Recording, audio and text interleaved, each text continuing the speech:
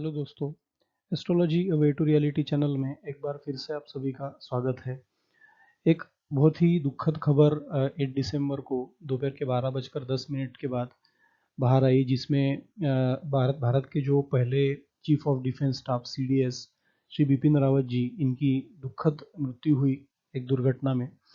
और वहाँ पे दिखाया गया था कि एक इनका जो हेलीकॉप्टर था वो अ, इसको बादलों से आते हुए तमिलनाडु स्टेट के कुन्नूर डिस्ट्रिक्ट के पास में, तो 10 किलोमीटर पहले जब उनको लैंड होना था, जहाँ पे वो स्पीच देने वाले थे, तो उसके पहले ही इनका जो हेलीकॉप्टर है वो दुर्घटनाग्रस्त हो जाता है। और दुर्भाग्यवश वहाँ पे 13 लोगों की मृत्यु हो जाती है, जिसमें आर्मी स्टाफ शामिल था। और जिसमें 13 लोगों में श्री बिपिन रावत जी और उनकी पत्नी मधुलिका जी, इनकी भी मृत्यु हो जाती है। तो सिर्फ एक आर्मी जनरल वो वहाँ पे जो थे, उनके स्टाफ के मेंबर, तो वो बच जाते हैं और वो भी 45% उनका शरीर का हिस्सा जल जाता है। तो टोटल 13 लोगों की वहाँ पे मृत्यु हो गई थी। तो इसके बारे में हम शॉर्ट में जानकारी लेंगे। बिपिन रावत जी की कुंडली जो हमने काफ़ी स्टडी करके 2-3 सोर्सेज से देख के हमने निकाली है, तो उसमें हम देखेंगे कि दशा महादशा कैसी चल रही थी, कुंडली में कैसे योग थे। और शॉर्ट में हम जस्ट प्रिडिक्शन देने का प्रयास करेंगे। तो शुरू में जानते हैं बिपिन रावत जी के शॉर्ट में स्टोरी में। तो उनकी जो कहानी थी, उनका जन्म हुआ था 16 मार्च 1958 को। और वो पौरी गढ़वाल नाम की डिस्ट्रिक्ट है उत्तराखंड, वहाँ पे उनका जन्म होता है। और उनके पिता जो थे वो भी आर्मी से जुड़े थे। और वो भी जो गोरखा बटालियन थी 11th, उसके वो मेंबर रह चुके हैं। और वो भी deputy chief of army staff रह चुके थे जब वो रिटायर्ड हुए थे, इनके पिता। तो लक्ष्मण रावत जी उनका नाम था, लक्ष्मण सिंह रावत जी। तो वो भी आर्मी से ही रिलेटेड जुड़े थे। और उसके बाद में फिर एक खानदानी परंपरा जो हम कहते हैं, वो भी बिपिन रावत जी ने उसको निभाया। और उन्होंने भी अपना जो डिफेंस का एजुकेशन था, हालांकि उनका जो बेसिक एजुकेशन था वो उत्तराखंड में हुआ। और बाद में फिर उन्होंने खड़कवासला जो पुणे में डिफेंस एकेडमी है एनडीए की, वहाँ से, और देहरादून की एनडीए डिफेंस एकेडमी से इन्होंने डिफेंस का एजुकेशन लिया, ट्रेनिंग कंप्लीट की। और बाद में उन्होंने भी जो गोरखा बटालियन है उसको ज्वाइन किया। और उसके बाद में वो अलग अलग क्षेत्रों में उन्होंने कार्यभार संभाला। और बाद में 2016 में हमने देखा कि वो चीफ ऑफ आर्मी स्टाफ इनको बना दिया गया। और ऐसे चीफ ऑफ आर्मी स्टाफ बनने वाले वो तीसरे आर्मी के अध्यक्ष थे। इसके पहले सैम मानेक शॉ और दूसरे एक जन थे, तो सुहाग नाम था उनका। तो वो भी थे इनके पहले। तो ये तीसरे ऐसे गोरखा बटालियन से आने वाले आर्मी के चीफ थे। उसके बाद में 2020 में हमने देखा कि उनको इंडिया का पहला सीडीएस यानी कि चीफ ऑफ डिफेंस स्टाफ उनको बना दिया गया। और तब से लेकर 8 दिसंबर तक, जब उनकी एक बहुत दुखद मृत्यु हुई, तो तब तक उन्होंने अपना कार्यभार काफ़ी अच्छी तरीके से संभाला। और ऐसा कहते हैं, ऐसा न्यूज़ में भी है काफ़ी जगह में, कि जो भी इंडियन डिफेंस की जो एक नींव थी, तो उसको स्ट्रांग करने में बिपिन रावत जी का बहुत अच्छा योगदान था। और कहाँ किसको किस तरह से मूव कराना है, तो वो उनको काफ़ी अच्छे तरीके से ज्ञात था। और उनकी जो एक प्रकार से रिलेशन भी थे, वो एक गवर्नमेंट से भी इनके काफ़ी अच्छे रिलेशन थे, जिसके कारण एक अच्छा इंडिया जो भारत देश है वो डिफेंस के क्षेत्र में अच्छी प्रगति कर रहा था। तो ये बहुत दुर्भाग्यवश हुआ, वो दिन बहुत दुखद था। तो ये हम जानेंगे एक शॉर्ट में प्रेडिक्शन उनके कुंडली से, कि कुंडली में किस प्रकार के योग थे और दशा महादशा कैसी चल रही थी।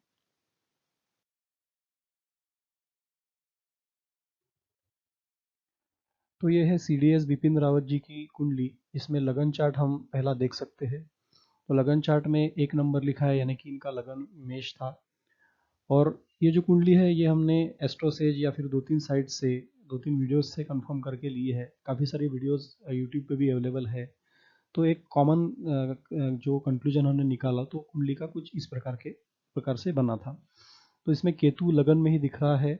और सप्तम भाव में गुरु राहु का गुरु चंडाल योग यहाँ पे बनता हुआ दिख रहा है। साथ ही साथ में करियर के भाव में चंद्र मंगल शुक्र की युति है। और यहाँ पे देखने लायक योग ये है कि मंगल जो है वो लगन का स्वामी होकर 10th हाउस में बैठा हुआ है और वो उच्च का होकर बैठा हुआ है। इसके कारण इनकी पर्सनैलिटी काफ़ी अच्छी रही होगी और जिसके कारण इन्होंने उत्तरोत्तर प्रगति भी की। तो बहुत पॉजिटिव पर्सनैलिटी देश के लिए और अपने कर्म के लिए, क्योंकि लगन का स्वामी कर्म स्थान में बैठना ये एक से एक बड़े बड़े कर्म इंसान को कराता है और अपने कर्मों के कारण इंसान ख्याति जरूर अर्जित करता है। और उस लगन के स्थान पर गुरु की दृष्टि होना ये भी एक अच्छा योग माना जाता है। एक सूझवान पर्सनैलिटी इंसान की वहाँ पे उभर के आती है और जो डिसीजन लेने में इंसान सक्षम जरूर होता है। अब यहाँ पे राहु की भी गुरु के साथ साथ सप्तम दृष्टि पड़ रही है, तो इंसान को एक प्रकार से थोड़ा सा जो राहु जो है वो अनसर्टनिटी के ऊपर भी लेके जाता है।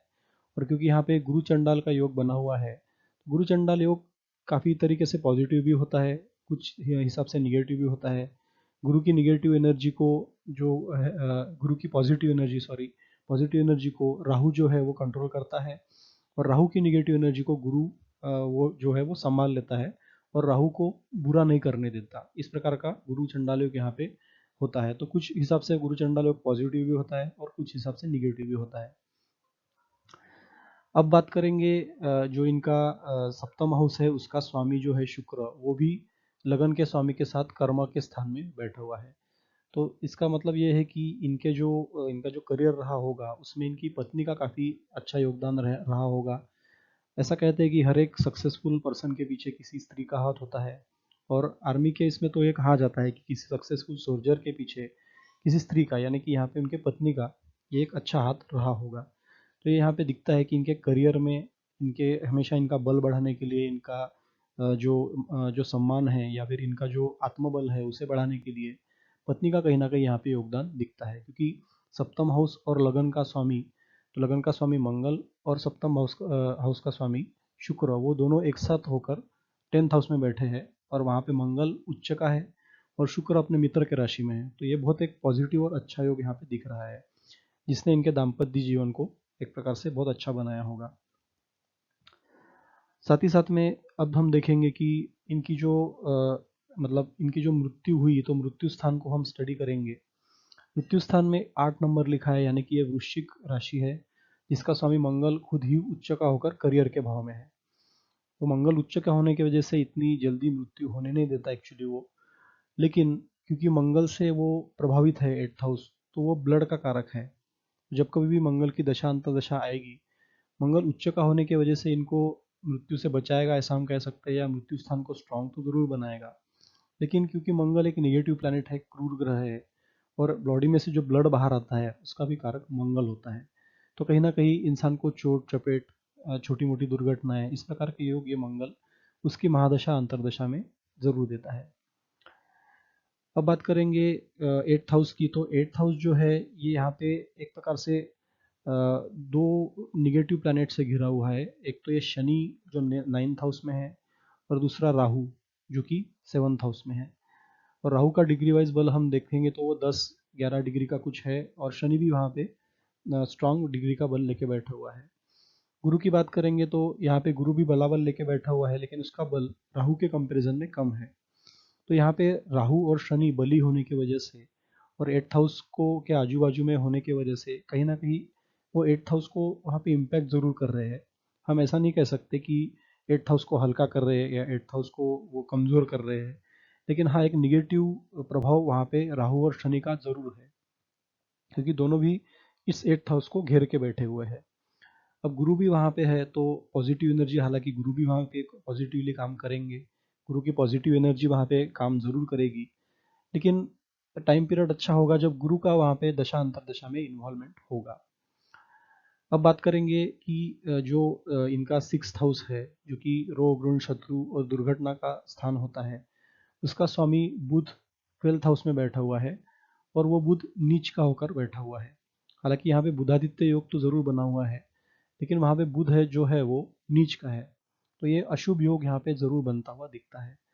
तो पराक्रम और इनका जो 6th हाउस है वहाँ से ये बुध अशुभ प्रभाव दे सकता है, यानी कि देता है यहाँ पे। और एनिमीज से कहीं ना कहीं वो तकलीफ देना, एनिमीज से व्यय होना, शारीरिक मानसिक इस प्रकार के व्यय भी होना, क्योंकि व्यय स्थान में वो जाके बैठा हुआ है। तो शत्रुओं से कहीं ना कहीं तकलीफ यहाँ पे इनको मिलती हुई कहीं ना कहीं दिख रही है, और वहाँ पे बुध नीच का होने की वजह से 6th हाउस रिलेटेड यहाँ पे इनको अशुभ परिणाम की प्राप्ति हो सकती है। अब थर्ड हाउस की बात करेंगे तो थर्ड हाउस भी थोड़ा यहाँ पे हमको कमज़ोर होना चाहिए।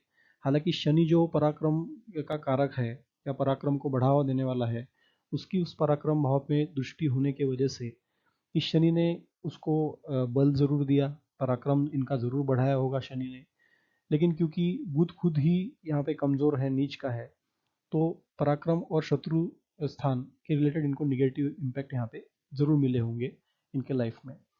लेकिन क्योंकि लगन का स्वामी स्ट्रांग होकर उच्च का होकर बैठना कर्म स्थान में, ये अपने करियर में बहुत अच्छी ग्रोथ देता है।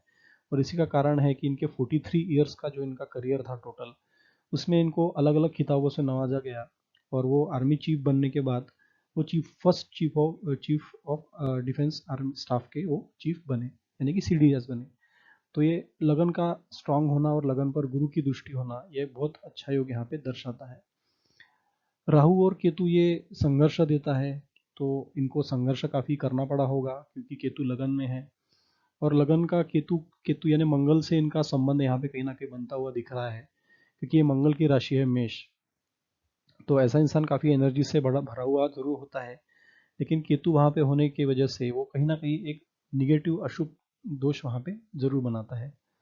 तो रक्त से संबंध होना और वहां पे केतु का होना, ये कुंडली के लिए इतना अच्छा नहीं माना जाएगा। हालांकि सेना में होने की वजह से, इनका मंगल उच्च का होने की वजह से और राहु केतु वहां पे होने की वजह से सेना में इसका इनका इनको लाभ जरूर मिला होगा, और वो अपनी टाइम टू टाइम अपनी एबिलिटी दिखाने में सक्षम जरूर रहे होंगे।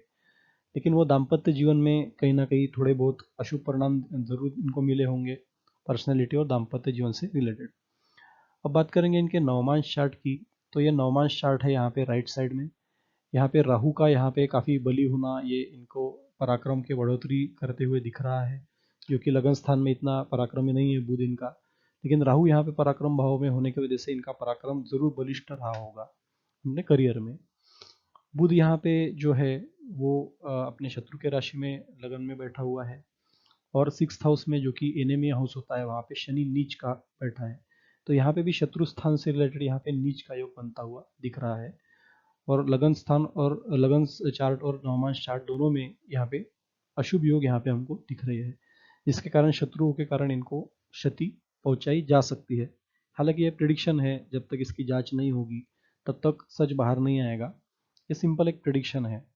तो यहाँ पे चांसेस दिख रहे हैं, लेकिन गारंटी से ये कोई कह नहीं सकता, क्योंकि ज्योतिषी जो है वो सिर्फ प्रिडिक्शन दे सकते हैं, वो भगवान नहीं होते। तो जस्ट ये प्रिडिक्शन हम यहाँ पे देख रहे हैं कि हाँ, शत्रुओं से क्षति होने का योग यहाँ पे कुंडली में कहीं ना कहीं दिखता है।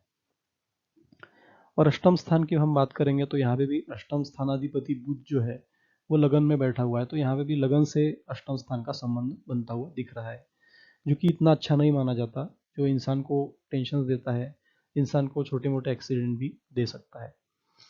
अब बात करेंगे इनके जो इनकी दशा थी, दशा महादशा थी, जब इनकी जो आकस्मिक मृत्यु हुई, तो वो टाइम पे हम दशा महादशाओं का पीरियड अगर देखते हैं तो 12:32 तक, 9 तारीख के, 8 तारीख से लेकर 9 तारीख तक, तो इस समय इनकी शनि में राहु, राहु में मंगल, शुक्र और बुध, इस प्रकार की दशा थी।